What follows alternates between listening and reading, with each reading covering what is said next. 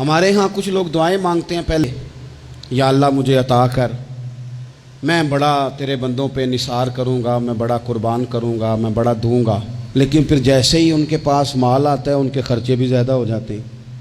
اللہ نے وسعت دے دی ہے، بڑا مال دیا ہے، گاؤں والے گھر سے شہر والے گھر آ گئے، اب مال تو اور زیادہ ہے، کہاں خرچ کریں؟ تو ٹھیک ہے، وہ بلوچستان والے وہ تو ہمارا کیا لینا دینا ان سے، وہ سیلاب میں ہے تو وہ ہے نا، ہم تو نہیں نا، ہمیں کیا لگے، ہمیں تو اچھے اچھے ہوٹلوں میں روٹی کھانی ہے، مصیبت میں تو وہ ہے نا، ہمارے پاس موج کے لیے پیسے ہم کیوں ضائع کریں؟ جب بندے کا دل اتنا سخت ہو جائے، ایک طرف میت پڑی ہو اور دوسری طرف وہ دھما چوکڑی کر رہا ہو، کیا توقع کریں گے آپ ایسے لوگوں سے؟ امام حسین فرمایا کرتے تھے ایک لمحے کے لیے، یہ سنو میرے امام کا قول،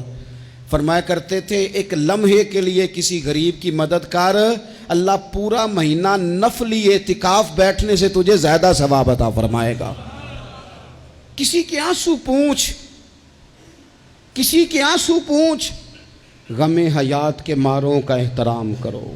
غم حیات کے ماروں کا احترام کرو، غم حیات کے ماروں کا، اہل بیت نبوت کا اسوہ نور دیکھو، اللہ کی مخلوق کی خدمت، اللہ کی مخلوق کے ساتھ محبت۔ امام حسین کے پاس ایک سائل آیا 1 دینار مانگنے، امام حسین فرمانے لگے ٹھہر جا، تھوڑا سا انتظار کر۔ شام ہو گئی، وہ بیٹھا رہا، 5000 اشرفیاں 5 تھیلوں میں بھری ہوئی حضرت سیدنا امام حسین رضی اللہ تعالیٰ عنہ کے پاس لائی گئیں،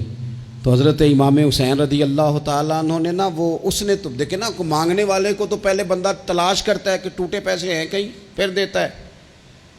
امام حسین کے پاس 5000 اشرفیاں آئیں 5 تھیلیوں میں، اور بظاہر حالت یہ تھی اس وقت کہ 1 اشرفی بھی نہیں تھی دینے کے لیے،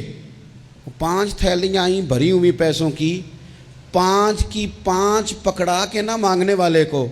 ساتھ فرمانے لگے معاف کرنا یار، تجھے شام تک انتظار کرنا پڑا ہے، یہ دیکھو خود بھیک دیں خود ہی کہیں منگتے کا بھلا ہو، یار ذرا معاف کرنا، تجھے شام تک انتظار کرنا پڑا۔